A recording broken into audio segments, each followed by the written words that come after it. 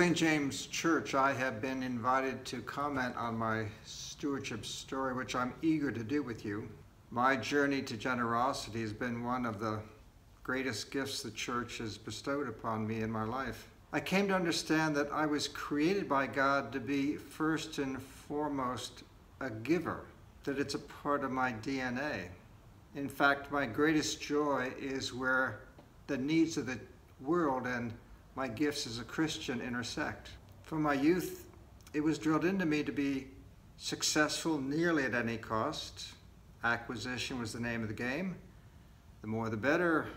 Pack it in for vacations, college expenses, grandchildren's expenses, and a secure retirement.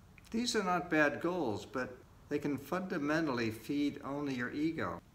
However, when I began to consider my legacy and what God's image within me was meant to look like, I began to be turned around. I came to understand that giving 10% was not a chore or something to be arm twisted into, but in time it set me free. Set me free from being positioned in the world with scarcity as the model to one of abundance. A friend of mine really turned me around when he said, "You know, Pierce, the work of a Christian is finding out what belongs to whom and returning it to them." And so I came to understand that 10% of my family's income is what really belongs to God, and I needed to return it to Him, and anything short of that is a form of theft. In time, my family's obligations to reach out beyond the church gift drew us into a giving level of between 14 and 18% because there were hospitals and universities and food shelters and all the other charities that I know you're involved in as well.